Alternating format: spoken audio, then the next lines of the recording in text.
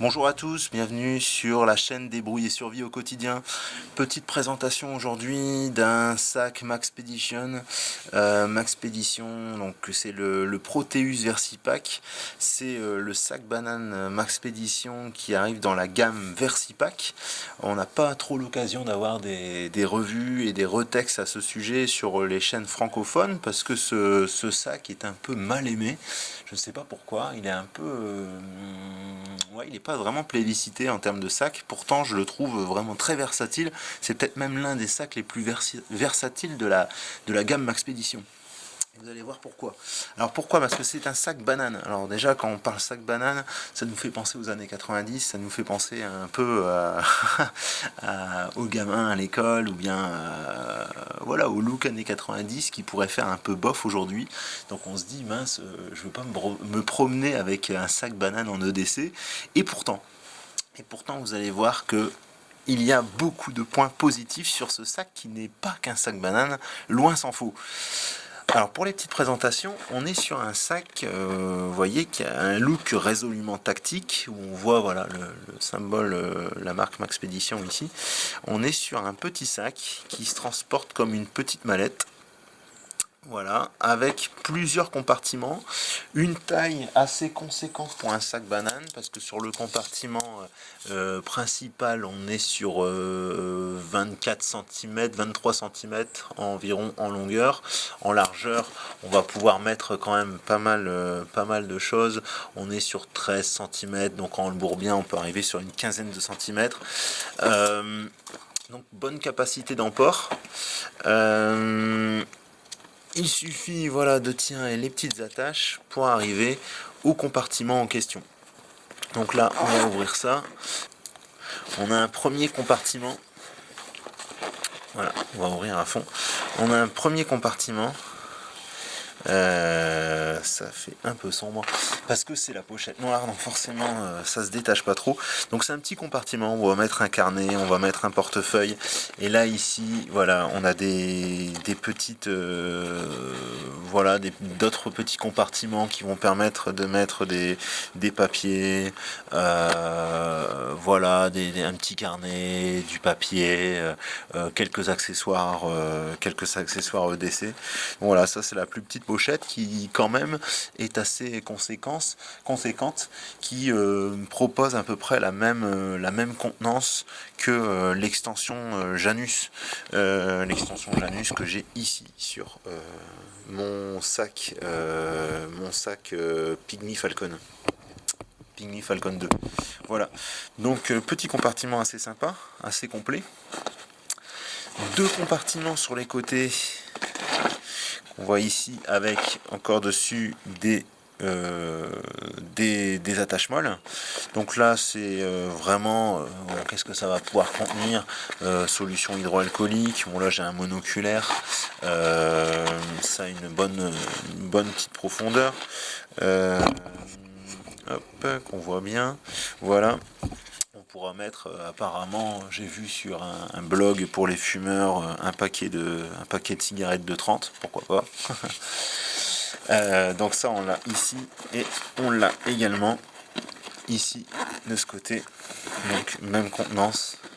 Là, ce que j'ai, encore des accessoires, petite bouteille de KCS, hop, voilà. Alors ça, c'est voilà, c'est pour les petits compartiments, on va dire pour les outils EDC, ce qu'on veut avoir à portée de main. Et après, on a un compartiment vraiment principal, ici au-dessus. Alors, bon, j'ai ma petite trousse bobologique, j'ai le portefeuille, j'ai un tas de bazar. Voilà, autre compartiment, ici, au-dessus. Voilà, au-dessus avec une double fermeture éclair, vous avez un compartiment principal où là pareil, c'est assez profond et noir, donc on va pas bien voir, surtout que ça s'ouvre pas super bien, mais on a en fait un compartiment avec un filet mèche ici et un compartiment principal où on peut bien bourrer. Par contre le point négatif, c'est que l'ouverture se fait sur une vingtaine de centimètres environ, ce qui permet pas d'avoir une grosse ouverture, donc ça peut être aussi assez gênant pour certains. Mais sinon voilà, on a une grande poche principale doublement compartimentée qui permettent quand même de mettre pas mal de choses. Vous voyez, moi j'ai un tas de bazar où je peux mettre dedans tous mes accessoires EDC, mais je peux aussi bien mettre par exemple 2 trousses de ce style là, 2 trousses EDC Maxpedition Pocket Organizer. Voilà, ça rentre parfaitement. Je peux en mettre 2, je peux encore mettre des accessoires dedans, donc moi ça me semble parfait. C'est une capacité d'emport qui est assez sympa pour ce genre de pochette, que j'estime en tout et pour tout à 2-3 litres quoi en fait, hein. Donc c'est plutôt pas mal. Alors ça s'arrête pas là, parce que ce sac dispose, on va le refermer un peu. Hop.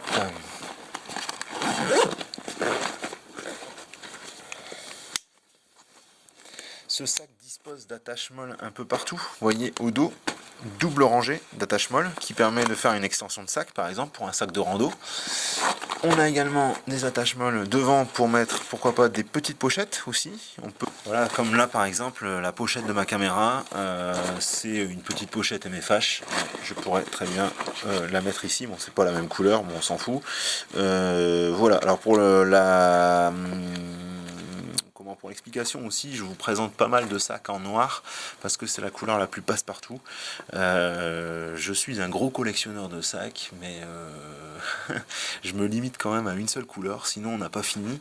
À part ça, parce que je l'avais en promo, donc on est sur des couleurs un petit peu désertes, tan, mais le noir au moins ça passe partout. Et toutes mes petites pochettes EDC, pour la majeure partie, ou même mes sacs à dos, ce sera du noir. Ce sera du noir qui sera plébiscité pour pouvoir justement interchanger mes pochettes, pour pouvoir attacher une pochette sur une autre et avoir un bon rendu, si je peux m'exprimer ainsi.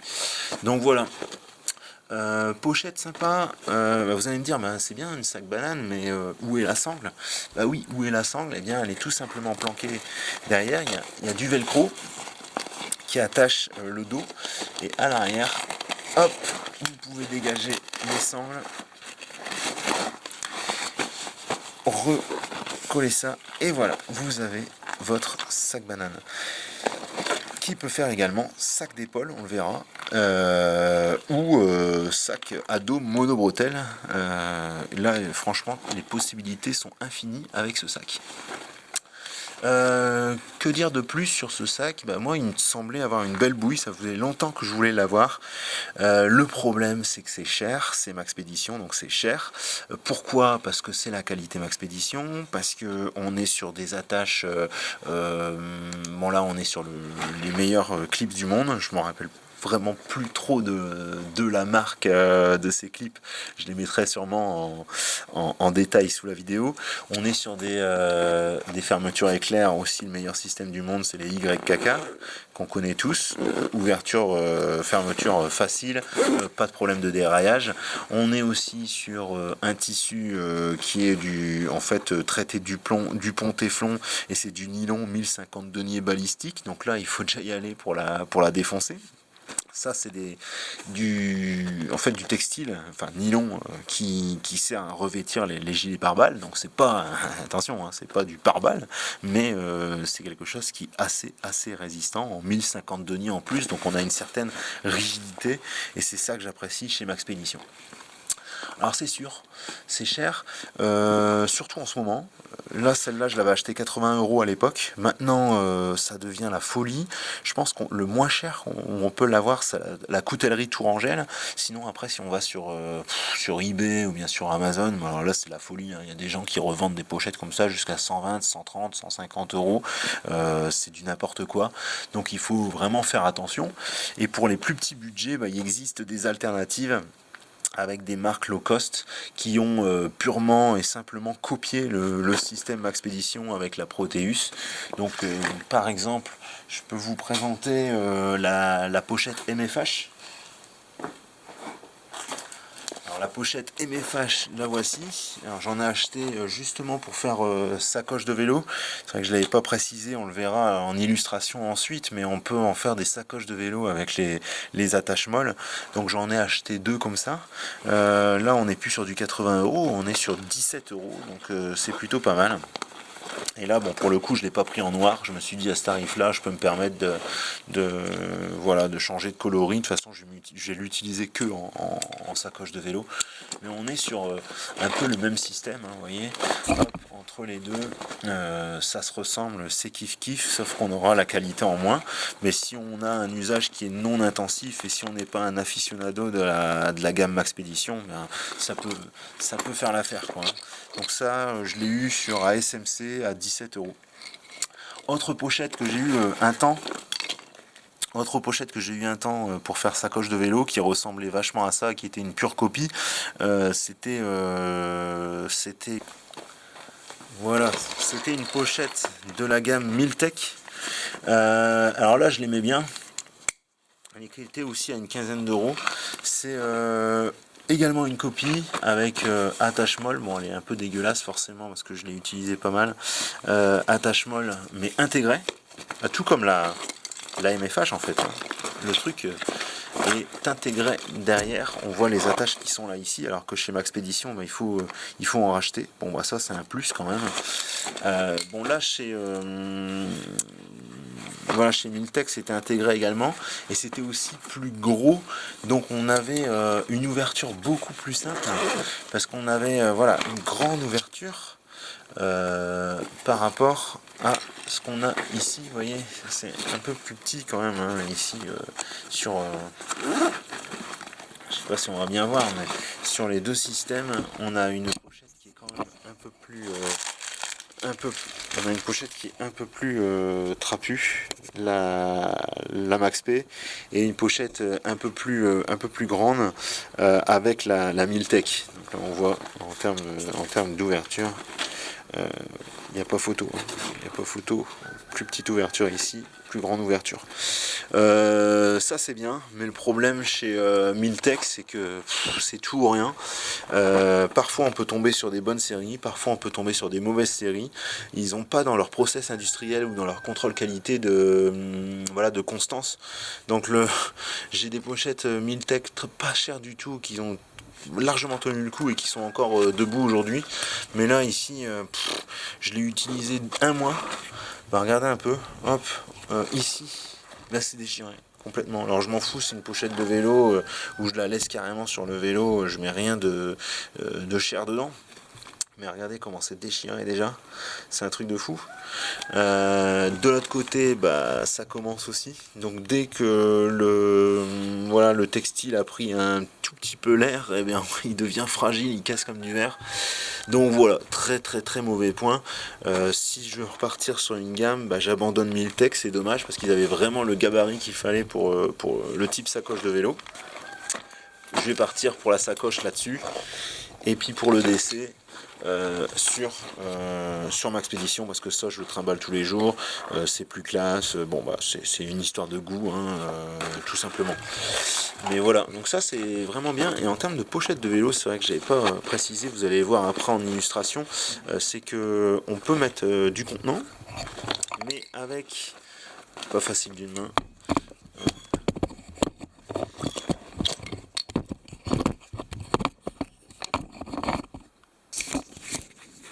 mais avec les attaches ici, eh bien, je peux caler d'autres choses en réglant les attaches. Je peux caler un manteau par exemple, je peux caler mon sandwich si je vais à la boulangerie et que je repars au boulot, bah, je peux caler mon sandwich dedans. Et puis bah non, je trouve ça assez sympathique.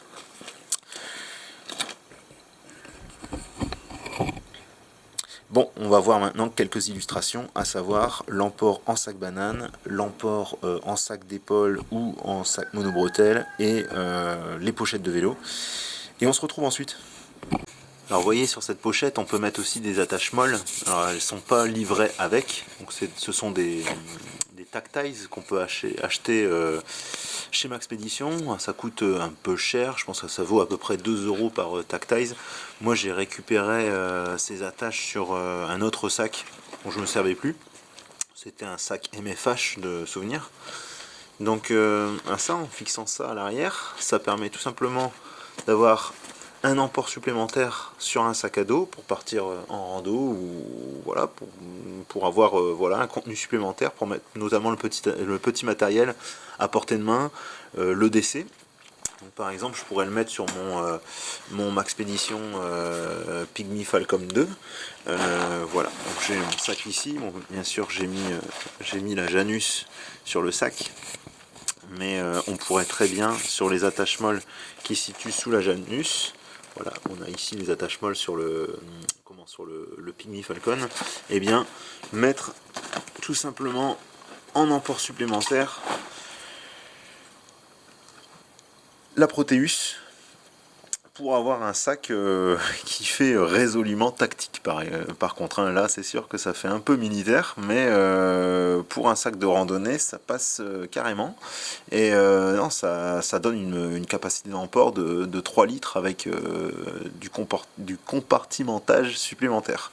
Alors autre chose qui est intéressant, c'est qu'on peut aussi s'en servir pour le mettre sur un porte-bagages de vélo. Et là on a une petite sacoche toujours sur soi et qu'on détache et qu'on peut voilà emporter avec une fois qu'on a garé son vélo. Ça se met sur le porte-bagages ou également sur le guidon au choix. Voilà pour l'illustration version porte-bagages. Donc ça fait une sacoche de vélo compartimentée, assez sympa. On peut même si on a le budget en prévoir de l'autre côté, vous optez pour des sacs moins chers, comme je l'avais dit précédemment, et il y a des alternatives. Pour les baroudeurs, pour la rando, etc. Et bien là, on a aussi un sac qui se met facilement sur le guidon et qui permet d'avoir son matériel à portée de main quand on fait des randos à vélo, tout simplement.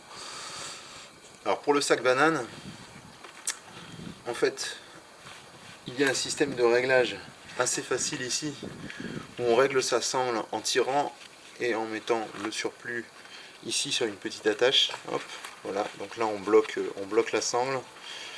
Et c'est un sac qui se porte à l'arrière, donc pour la rando par exemple, ou bien pour la marche urbaine. On peut, en point négatif, quand même, repérer un problème, c'est la sangle qui n'est pas rembourrée. Et comme elle n'est pas rembourrée, si le sac est trop chargé, ça peut quand même un peu peser au niveau du ventre. Mais bon, sinon, moi je l'ai utilisé quand même pas mal de fois et ça marche bien. Alors moi je l'utilise pas vraiment en sac banane, ça c'est sûr, mais ça m'est déjà arrivé. Randonnée avec bébé sur le dos dans un sac spécial porte-bébé, bah, il n'y a pas de capacité d'emport dans ces sacs, il y a peut-être 3 litres à tout casser. En plus, bah, on n'a pas l'accès facile parce qu'il y a bébé à l'intérieur, donc on ne va pas se mettre à décharger le sac pour rechercher quelque chose, pour remettre le sac sur le dos, c'est une opération un peu compliquée. Les papas me comprendront. Donc ce sac était parfait parce qu'il soit se casait sous le sac porte-bébé ou je pouvais le porter aussi à l'avant. Alors chose aussi facile, bah, c'est que quand on le porte à l'arrière comme ça, bah, il suffit voilà, de le passer à l'avant et puis on a un accès facile à l'ensemble de ces accessoires. Autre méthode de portage, eh bien, c'est prendre le sac banane et la sangle sert tout simplement à faire une sorte de sac monobretelle. Ça c'est ce que j'utilise le plus en EDC pour les petits trajets. Bah, j'ai tout dedans et je le mets en sac d'épaule. Voilà, ici. Ça fait très très bien le boulot. Ou pour ceux qui voudraient avoir vraiment un sac d'épaule et pas un sac de type monobretelle, eh bien il y a comme j'avais dit, des petites des petites D-rings sur le dessus, donc des D-rings, des anneaux en D pour parler français, où on peut justement mettre une petite sangle pour avoir un sac d'épaule. Là c'est pas livré avec, bon après soit on achète une sangle voilà, dans n'importe quelle boutique de maroquinerie ou sur internet, ou on utilise une vieille sangle de pochette d'appareil photo. Voilà, petite conclusion, point positif sur cette pochette, il y en a plein, la versatilité, possibilité de l'avoir en petit sac qu'on porte voilà, à la main, hein. Petit sac d'épaule, petit sac bonne aux bretelles, sac banane, sacoche de vélo, sacoche de guidon, etc. Donc très très grande versatilité, bonne contenance, 2 à 3 litres, plein de compartiments, très sympa. Des attaches molles partout, une qualité de conception parfaite avec les clips de haute qualité, les fermetures YKK, le nylon balistique. Voilà, on a aussi les petites D-rings qui permettent de faire sac d'épaule. Bon là franchement le sac est complet, très complet, avec aussi ce système au-dessus là, quand on peut mettre par exemple pourquoi pas un manteau ou quelque chose, ou un pull roulé, un schémag. Donc vraiment vraiment parfait. Seul petit bémol, c'est forcément l'ouverture qui est assez limitée comme je disais. Donc on a des gros objets qui pourraient être contenus dans la pochette mais qui pourraient ne pas passer. Et puis aussi l'absence de rembourrage sur tout simplement la sangle. Mais bon, après s'il y avait du rembourrage, on ne pourrait pas le glisser à l'arrière sous le panneau velcro, pardon. Donc c'est une histoire de compromis. Voilà, donc j'espère que cette vidéo, ce rétex review vous a plu. Il y en aura d'autres hein, sur la chaîne si ça vous va. J'ai plein d'autres sacs ou d'outils à présenter. En attendant, merci de commenter, de liker, de vous abonner si c'est pas encore fait. Vous êtes bientôt 850, c'est super. Pour ceux qui sont arrivés jusqu'au bout de la vidéo, eh bien je peux faire un petit teaser. Je suis en train de travailler sur un gros projet qui n'a rien à voir avec YouTube et qui pourrait vraiment vous intéresser, je pense. Donc là, voilà, j'en parlerai pas trop pour l'instant, mais je pense que je pourrais en dire un peu plus quand j'arriverai à 900 abonnés, et après à 1000 abonnés, je déclenche tout. Et là, vous allez voir, je bosse sur un gros truc et ça devrait vraiment vous plaire. Allez, j'en dis pas plus. Ciao, à la prochaine.